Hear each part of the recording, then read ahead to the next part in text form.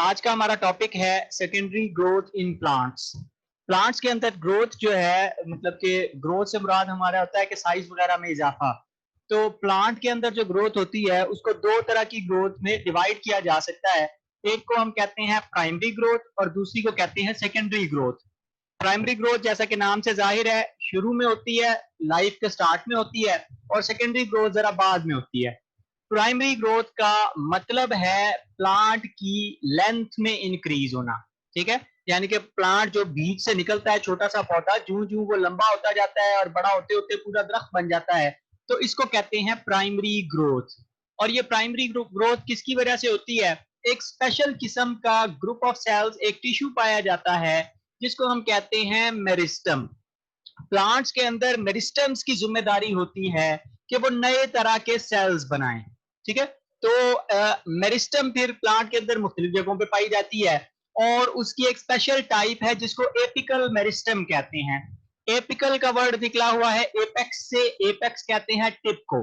तो प्लांट की टिप के ऊपर जो मेरिस्टम पाई जाती है उसको एपिकल मेरिस्टम कहते हैं। और ये जब डिवाइड करती है तो ऊपर नए सेल्स ऐड होते जाते हैं और उसकी वजह से प्लांट काफी ऊंचा हो जाता है। उसके मुकाबले में दूसरी तरह की ग्रोथ जो है वो कहलाती है सेकेंडरी ग्रोथ। और सेकेंडरी ग्रोथ कहते हैं इंक्रीज इन गर्थ को। गर्थ कहते हैं मोटाई को। तो जब तना आहिस्ता आहिस्ता मोटा होता जाता है, पहले शुरू में वो पतला लंबा सा होता है, लेकिन बाद में वो प्लांट एक खास हाइट पे पहुंच जाता है, उसके बाद सिर्फ उसका तना मोटा होता है, उसकी ऊंचाई में खास इजाफा नहीं होता। तो ये जो तने की मोटाई में इजाफा है इसको सेकेंडरी ग्रोथ कहते हैं। और ये काम ना सिर्फ स्टेम में होता है बल्कि रूट्स के अंदर भी होता है। और खास तौर पे वुडी पेरेनियल प्लांट्स के अंदर ये कॉमन है, यानी कि जो सदाबहार पौधे होते हैं जिनके अंदर लकड़ी पाई जाती है। पेरेनियल का मतलब है सदाबहार दरख्त और वुडी का मतलब है जिनके अंदर लकड़ी बनती है। तो वुडी पेरेनियल दरख्तों में ये कॉमनली होती है और ये होती है एक खास किस्म की मेरिस्टम से, जो दो तरह की आगे इनको डिवाइड किया जाता है। एक इसको हम कहते हैं वास्कुलर कैम्बियम। कैम्बियम मेरिस्टम की एक टाइप है। वास्कुलर कैम्बियम से मुराद है कि ये वेसल्स बनाती है। कौन सी वेसल्स? जाइलम और फ्लोएम वेसल्स बनाती है। और दूसरी तरह की कैम्बियम कहलाती है कॉर्क कैम्बियम, कि ये कॉर्क प्रोड्यूस करती है, जो छाल होती है। तो कैम्बियम बेसिकली कहते हैं ये भी मेरिस्टम की तरह ही एक्टिवली डिवाइडिंग सेल्स होते हैं। वीडियो के अंदर अगर आप देखें तो ये जो है स्टेम का, ये जिस तरह आपने स्टेम पहले देखा हुआ है तो इसके अंदर ये धारियां बनी होती हैं। तो ये धारियों की फॉर्म में आप देखेंगे तो ये सी लिखा हुआ है। सी जो है ये कैम्बियम को रिप्रेजेंट कर रहा है। अब सी को आप देखें तो वक्त के साथ साथ वो डिवाइड करता जा रहा है और अंदर की तरफ वो ये एक्स वाले सेल्स बना रहा है। ये मतलब कि सिंगल लाइनिंग है, अभी डिवाइड किया, एक नई लाइन बनाई, वो कन्वर्ट हो गया एक्स में। एक और लाइन बनाई तो वो कन्वर्ट हो गया पी में। एक्स से मुराद है जाइलम, पी से मुराद है फ्लोएम। ठीक है जी। तो हर साल एक नई लाइन बनेगी जाइलम की और नई लाइन बनेगी फ्लोएम की। ठीक है, और जाइलम अंदर की तरफ बन रही है तने के, यानी कि दरमियान की तरफ रुख करके बन रही है, और फ्लोएम जो है वो बाहर की तरफ रुख करके बन रही है। ठीक है जी। तो जाइलम और फ्लोएम हर साल नई बनती हैं। हमने बात की थी कि वेसल्स जो हैं वो आहिस्ता आहिस्ता उनकी डेथ हो जाती है। ठीक है, क्यों? क्योंकि उनके अंदर सेकेंडरी सेल वॉल्स बन जाती हैं। तो सेकेंडरी सेल वॉल बनने की वजह से जो ये सबसे पुरानी वाली जाइलम है, ये साल तक के अंदर अंदर को 6 महीने बाद इसकी डेथ हो जाएगी और उसके बाद नई एक लेयर बनानी पड़ेगी, फिर उसके बाद एक नई लेयर बनानी पड़ेगी जाइलम की। इसी तरह जो फ्लोएम है आउटर मोस्ट वो मरती जाएगी और उसके अंदर की तरफ नई फ्लोएम बनानी पड़ेगी हर साल। ठीक है जी। तो वास्कुलर कैम्बियम मुसलसल मल्टीप्लाई करती है और मल्टीप्लाई कर करके हर साल एक नई लेयर बनाती है जाइलम की और फ्लोएम की। और वो जो नई लेयर है वो हर साल आपको रिंग्स की फॉर्म में नजर आती है, यानी कि जब आप उस दरख्त को काट देते हैं तो उसके तने में वो दायरे से बने हुए होते हैं। इन दायरों को हम वो एनुअल रिंग कहते हैं। और ये क्यों बन रही हैं? ये वास्कुलर कैम्बियम जो नए जाइलम और फ्लोएम बना रही है उनकी वजह से बन रहे हैं। और ये जो है सेकेंडरी ग्रोथ के बारे में हमें वो दिखा रहे हैं। ठीक है, तो वास्कुलर कैम्बियम बेसिकली सिलेंडर की तरह का दायरे में एक, यानी कि यहाँ पे ये तना है इसमें दायरे की फॉर्म में अंदर मौजूद होता है। एक्टिवली डिवाइडिंग सेल्स होते हैं, बड़ी तेजी से डिवाइड करते हैं और ये पाए जाते हैं प्राइमरी फ्लोएम और प्राइमरी जाइलम के दरमियान। ठीक है, जो पौधा जो पतला लंबा सा है, छोटा सा है, उसके अंदर कुछ जाइलम मौजूद है और कुछ फ्लोएम मौजूद है शुरू में, जब वो बारीक सा है, ग्रीन कलर का है। जब ये पुराना होता जाएगा, ये वाला जो जाइलम और फ्लोएम है, इसको हम प्राइमरी जाइलम और प्राइमरी फ्लोएम कहते हैं। ठीक है, जूं जूं ये पौधा पुराना होता जाएगा, तू तू ये प्राइमरी जाइलम और प्राइमरी फ्लोएम आहिस्ता आहिस्ता मर जाएगी। लेकिन जो दरमियान में ये रिंग सिलेंडर की फॉर्म में वास्कुलर कैम्बियम है, फिर ये जरूरत के मुताबिक एक नई लेयर बना देगी, जो यहाँ पे हल्के रंग में नजर आ रही है, सेकेंडरी जाइलम और सेकेंडरी फ्लोएम की नई लेयर बना देगी। ठीक है, तो उसके बाद फिर क्या होगा, फिर अगले साल वो जाइलम, सेकेंडरी जाइलम और सेकेंडरी फ्लोएम मर जाएगी, तो एक और लेयर बनेगी, तो हर साल एक नई लेयर ऐड होती जाएगी।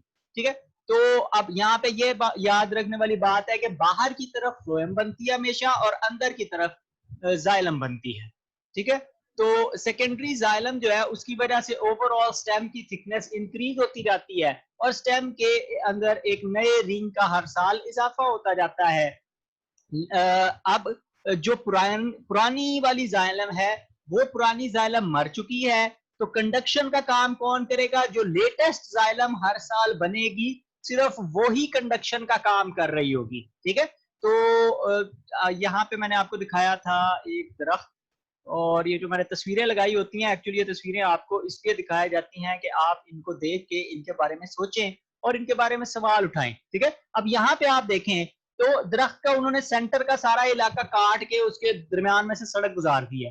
ठीक है, लेकिन दरख्त ऊपर आप देखेंगे तो वो दरख्त पूरा हरा भरा है, ग्रो कर रहा है अच्छा खासा। ठीक है, वो कैसे कर रहा है? वो ऐसे कर रहा है कि उसकी जो नई जाइलम और फ्लोएम है, वो बिल्कुल किनारे के साथ लगी हुई है। अंदर सारी जितनी ये मोटाई है, ये सारी डेड जाइलम ने बनाई हुई है और डेड फ्लोएम ने बनाई हुई है। ठीक है, तो उसकी वजह से वो, उसको अगर आप काट के निकाल भी दें तो उससे फर्क नहीं पड़ता, अगर ये बिल्कुल छाल के साथ जो चीज लगी हुई है वो मौजूद रहे, तो प्लांट ग्रो करता रहेगा, उसको कोई इशू नहीं होगा। तो हर साल नई जाइलम नई फ्लोएम बनती है, और वो जाइलम फ्लोएम जो है वो प्लांट की जिंदगी के लिए इंपॉर्टेंट होती है। बाकी पुरानी वाली जाइलम फ्लोएम डेड हो जाती है, उसको आप काट के निकाल भी देंगे तो वो जिंदा रहेगा। इसी तरह आपने देखा होगा कि बाज दफा दरख्त जो है वो टूट के गिर जाते हैं, लेकिन उनका कोई छोटी सी छाल किसी जगह से फंसी रह जाती है, और जब वो गिर जाता है सारा दरख्त सूख जाता है, लेकिन उसके बाद भी वो जो थोड़ी सी छाल से वो नीचे तने के साथ कनेक्टेड है, तो वो उस छाल की वजह से वो पौधा पूरा ग्रो करना शुरू कर देता है, वो मरता नहीं है। ठीक है, तो वो मतलब कि ये वाला हिस्सा टूट जाता है, लेकिन जो आउटर मोस्ट छाल के साथ का इलाका लगा हुआ है वो कंडक्शन का काम कर रहा होता है और वो सरवाइव कर जाता है। ठीक है, तो जो एक्टिव पोर्शन होता है वुड का, वो हिस्सा जो इस वक्त कंडक्शन कर रहा है, उसको हम कहते हैं सैप वुड। ठीक है, ये नरम लकड़ी होती है। उसके मुकाबले में जो इनएक्टिव या नॉन कंडक्टिंग पोर्शन होता है, उसको हम कहते हैं हार्ड वुड। ठीक है, यानी कि वो दरमियान वाली लकड़ी है। ठीक है, ये दरमियान वाली जो लकड़ी है, इसके अंदर फिर हमने पिछले चैप्टर में पढ़ा था कि प्लांट बहुत सारे वेस्ट केमिकल्स भी जमा कर लेता है, और आम तौर पे इसका रंग डार्क होता है। बाहर वाली लकड़ी जो है वो नरम होती है। ठीक है, बाहर वाली लकड़ी इतनी नरम है कि आप उसको चम्मच से भी खुरचना चाहेंगे तो खुरच लेंगे, छाल के नीचे वाला इलाका। लेकिन जो दरमियान वाली लकड़ी है वो बिल्कुल सॉलिड होगी और उसको काटना जरा मुश्किल काम है। ठीक है, तो ये हार्ड वुड जो है, इसके अंदर फिर वेस्ट केमिकल्स भी जमा हो जाते हैं और ये डार्क कलर की नजर आती है, जिस तरह हमने वो एबनी ट्री का देखा था तना। अब ये जो हार्ड वुड है, इसके अंदर डेड जाइलम है, बहुत सारे डिफरेंट तरह के केमिकल्स हैं, मसलन रेजिन्स हैं, ऑयल्स, गम्स, टैनिन्स, लिपिड्स की कैटेगरी में आते हैं। ठीक है, तो अब इनकी वजह से, इन केमिकल्स की वजह से ये लकड़ी फिर आसानी से खराब नहीं होती, यानी कि इसके ऊपर बैक्टीरिया और फंजाई वगैरह भी एक्ट नहीं कर सकते, और साथ ही साथ इंसेक्ट्स भी इसके ऊपर अटैक नहीं कर सकते, इंसेक्ट्स उसको खा नहीं सकते। तो उसकी वजह से रेड सीडर और कॉनिफर्स वगैरह जो हैं, वो मतलब ये सीडर जो है वो, जिस तरह कॉनिफर्स के ये एक टाइप है, कोन्स लगती हैं, चीड़ से मिलता जुलता दरख्त है, तो ये चीड़ और देवदार और स्नोबर वगैरह के जो दरख्त हैं वो इस कैटेगरी में आते हैं। ठीक है, और इसी तरह दूसरे बहुत सारे दरख्त हैं, तो उनके अंदर जो लकड़ी बनती है, वो उनकी हार्ड वुड के अंदर हर दरख्त में अलग अलग तरह के केमिकल्स होते हैं। डिफरेंट स्पीशीज होंगी तो वो डिफरेंट केमिकल स्टोर करेंगी, और उस लकड़ी को फिर आप मुख्तलिफ कामों के लिए इस्तेमाल कर सकते हैं। उसकी मुख्तलिफ प्रॉपर्टीज होती हैं, मतलब वो लकड़ी कितनी डेंस है, कितनी हार्ड है, कितनी फ्लेक्सिबल है, उसका टेक्सचर कितना मुलायम है या खुरदरी है, शॉक रेजिस्टेंस उसकी कैसी है, यानी कि उसके ऊपर कोई चोट पड़े तो वो टूट तो नहीं जाती, कंप्रेशन पे वो कितना वजन बर्दाश्त कर सकती है। ये सारी प्रॉपर्टीज फिर अलग अलग दरख्तों की लकड़ियों की अलग अलग होती है कि उसकी जालन कैसी थी, उसके अंदर कौन कौन से केमिकल जमा थे। तो उसके हिसाब से फिर इनकी यूजेबिलिटी भी डिफरेंट होती है। मतलब कुछ से हम खेलों का सामान बनाते हैं, कुछ से हॉकी बनती है, कुछ से बैट बनते हैं, किसी लकड़ी से फर्नीचर बनता है, किसी लकड़ी से दरवाजे बनते हैं, किसी लकड़ी से रेलवे की कैरेजेस बनती हैं। इस तरह हर दरख्त की लकड़ी अलग अलग चीजें बनाने में इस्तेमाल होती है। ठीक है। इसके मुकाबले में एक और तरह का मटेरियल जो प्लांट्स के ऊपर बाज दफा ग्रो करता है उसको हम कहते हैं कैलस। ठीक है।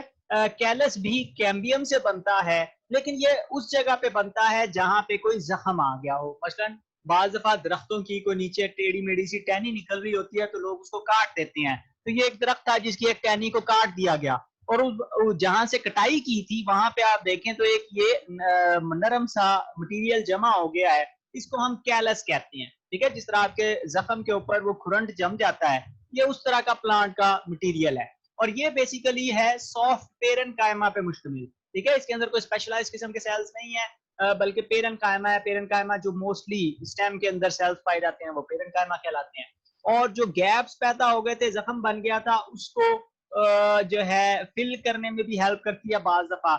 मसलन अगर आप दो अलग अलग पौधों की टहनियों को काटें और दोनों को आपस में जोड़ दें, मतलब आपने गुलाब के बारे में सुना होगा कि वो क्या करते हैं कि देसी गुलाब की नीचे से जड़ के थोड़ा सा ऊंचा करके वो टहनी काट देते हैं और उसके ऊपर दूसरे कलमी गुलाब की टहनी जोड़ देते हैं, तो थोड़े दिनों के अंदर वो दोनों आपस में जुड़ जाती हैं और फिर उसके ऊपर ज्यादा खूबसूरत फूल लगते हैं। और इसी तरह आम या माल्टे या और इस तरह के दूसरे मजेदार फल, ये जो आमों की आप मुख्तलिफ किस्में देखते हैं, वो सारे ग्राफ्टिंग से बनते हैं। कैसे कि एक देसी जंगली आम लिया, उसका पौधा उग रहा था, ऊपर से उसको काट दिया और किसी अच्छे वाले आम की टहनी काट के उसके ऊपर रख के रस्सी से बांध दी, थोड़े दिनों में वो ग्रो करके अच्छा खासा मजेदार आम बन जाता है। ठीक है।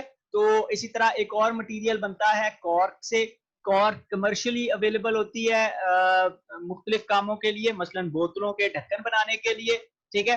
दरख्तों की बाहर वाली छाल के नीचे बनती है, मसलन कॉर्कस सुपर है, तो ये खास ट्री है जिससे कॉर्क, कमर्शियल कॉर्क बनती है, तो बोतलों के डाट वगैरह बनाने के लिए इस्तेमाल होती है।